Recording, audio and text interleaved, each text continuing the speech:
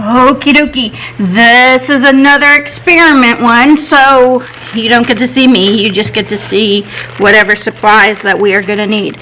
For this one, you're going to need your little bag that says Instant Snow on it, the tub that came with your kit, and a cup of water.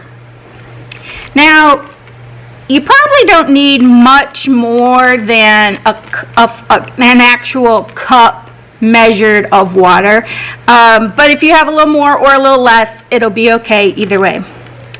You're going to want to take your instant snow powder and you're going to dump it into your bucket. Now if you want to use all of it at one time, you can, and then you would use your full cup of water. If you only want to do half of it so that you can do it again later on, you can only put half of it in, and then you would only want to use about half a cup of water.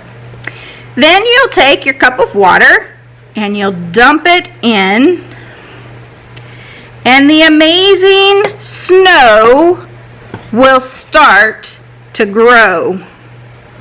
If you can see in there.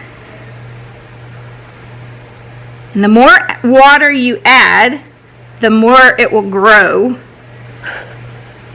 And it becomes snow. Well, it's not really snow, but it's cold like snow. It kind of feels cold, and it's fluffy like snow. What we can learn from this, and it's kind of fun to play in like snow, is that this was just powder, and it fit all in this little tiny bag until we added water to it. But when we added water to it, it changed. It changed into this fluffy, fun snow. Our lives are the same way. No, we don't turn into fluffy snow when you dump water on us. That would make baths and showers really, really interesting. But we do experience a life change when we know God and Jesus as our Savior. That's the same thing that Shadrach, Meshach, and Abednego learned in today's Bible story. They learned that the presence of God in their lives can make a huge difference, because even when they were in the toughest of situations and had to decide whether or not they were going to stand up for the truth that they believed in, God was with them. The result of them standing up was that they got thrown in the fiery furnace.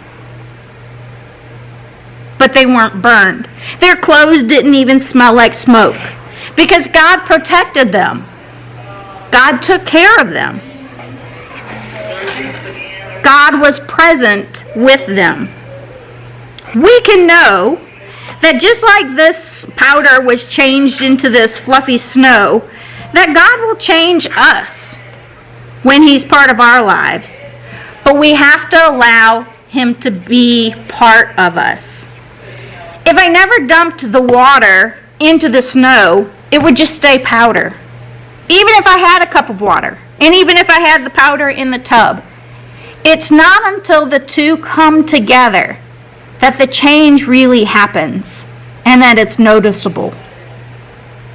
So today I encourage you to think about what in your life has changed since you've started to believe in God. What has been different? What might be different in the future? And what truth can God help you stand up for that maybe before knowing Him you wouldn't have been strong enough to believe?